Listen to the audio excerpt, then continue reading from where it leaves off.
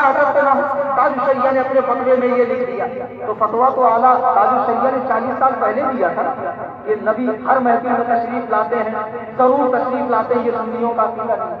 तो अब 1 साल पहले तक तो आप ही कहते थे कि ताज शरिया का फतवा न माने, हम उसे मरकज का बागी कहते हैं। जब तुम मेरे सुन्नी जन्नती भाइयों को अस्सलाम वालेकुम व रहमतुल्लाहि व बरकातुहू। भैया कल इंदौर की सरजमी पर यानी कल 7/1/2018 को कूफी कलीम आया और कहने लगा कि खानवादे हशमतिया फतावा ताजु शरिया का रद्द कर रहे हैं। अबे रद्द कर रहे हैं और उसके बाद कहता है कि ये किताब 40 साल पहले लिखी हुई है और अब क्यों रद्द किया जा रहा है। अबे तो सुन ले, कौम को चूतिया मत बना और झूठ मत बोले, है ना। तेरी औकात कितनी हमको मालूम है। ये देख ले, ये 2014 की किताब है, मंजर आम पे आई है और ये कूफी वहाँ कहकर गया है कि 40 साल पहले लिखी गई है ना। अबे तेरे को कुछ भी नहीं मालूम, एक पन्ना तूने फतावा तायु शरिया का नहीं पढ़ा हो, है ना। अब सुन ले, मैंने हिफ्ज कर लिया हूँ। अब खानवादे हशमतिया ने तो इबारत बताई, वो तो तू अभी बाला ताक रख दे, उससे ये बात नहीं कर रहा हूँ मैं।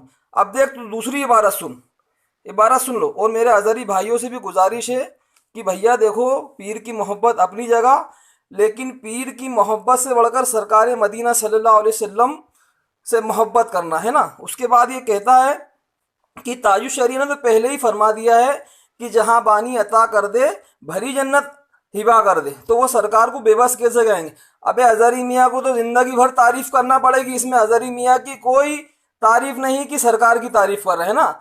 अबे उसके बाद सुन, तक़वीतुल ईमान में इस्माइल देहलवी ने भी सरकार की खूब तारीफ़ करा, लेकिन पकड़ कहाँ पर हुई, खराब इबारतों पर हुई। अब ये सुन लीजिए, अब ये देखिए आप, ये फतावा तायु शरिया है, ये देखिए 2014 पे मंजर आम पे आई है।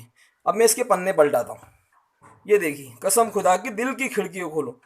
अगर खानवादे हशमतिया किसी का रद्द कर रहा है तो कसम खुदा की हर फितने का रद्द कर रहा है ना। हर फितने का रद्द अगर खानवादे हशमती किया है ने तो बिल्कुल ठोक बजा के किया, बगैर दलील कभी ये किसी का रद्द नहीं करते। कसम खुदा की दिल की खिड़की को खोलिए। अब देखिए, वो इबारत तो आप रहने दीजिए, अभी एक ऐसी इबारत आपको बताता हूँ जिसको पढ़कर आपके पैरों तले ज़मीन निकल जाएगी, कसम खुदा की। ये देखिए, ये पन्ने में पलटा इसलिए रहा हूँ कि आप समझ जाएं कि वाकई, ये देखिए आप, ये फतावा ताजु शरिया है ना। साहिल सवाल करता है,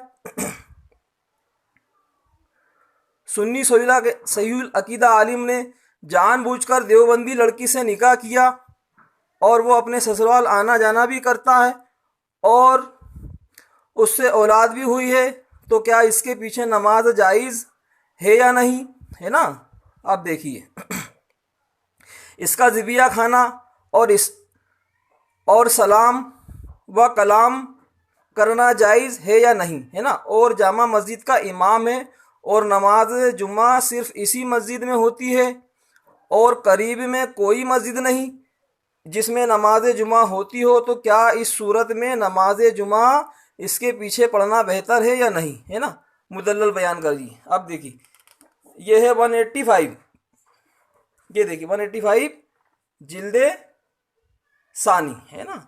अब देखिए 185 आ गया। अब ये 187 में जवाब देते हैं। ये देखिए, एक पन्ना मैंने पलटाया हूँ, है ना। बाद में ये मत बोलना कि 2 पन्ने पलटा दिए।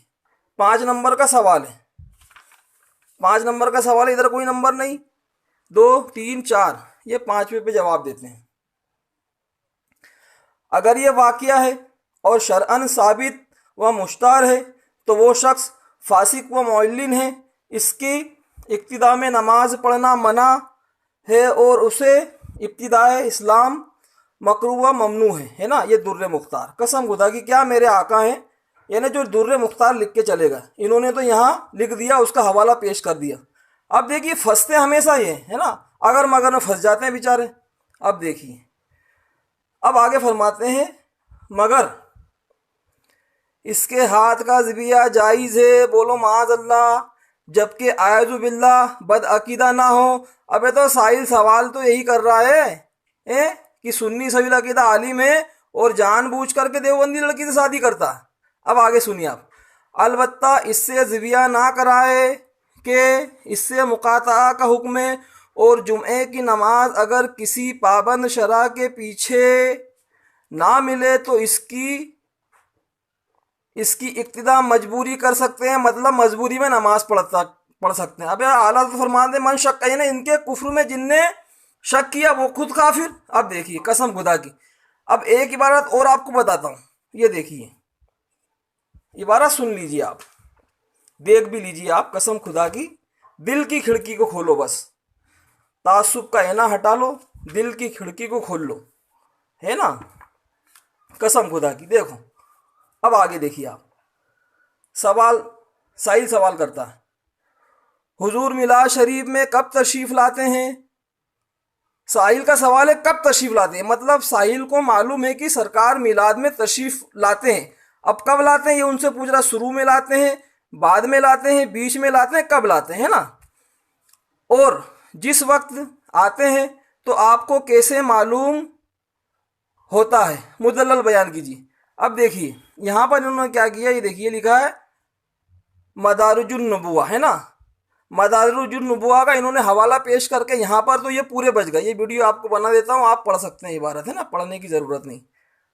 अब ये पन्ना में पलटा रहा हूँ, ये पन्ना एक पन्ना मैंने पलटा दिया हूँ, ये भैया था 593। अब देखिए 594 सानिया पेश करते हैं साहब, है ना, अपनी तरफ से।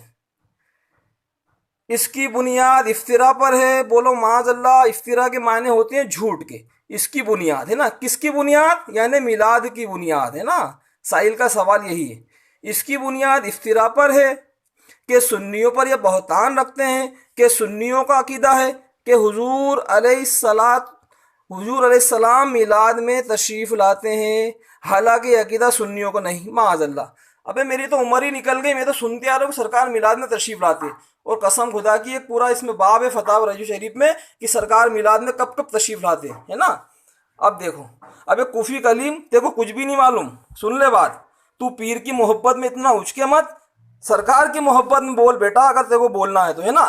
तेरी जिंदगी निकल जाएगी लेकिन इसका जवाब तू दे नहीं पाएगा, है ना।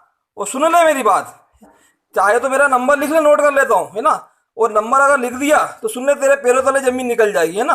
तेरे से मिल भी चुका हूँ मैं, है ना। सुन, अब तेरे से पर्सनल में बात करूंगा मैं, है ना, तेरे को वीडियो भेजता हूँ बेटा, रुक जरा तू।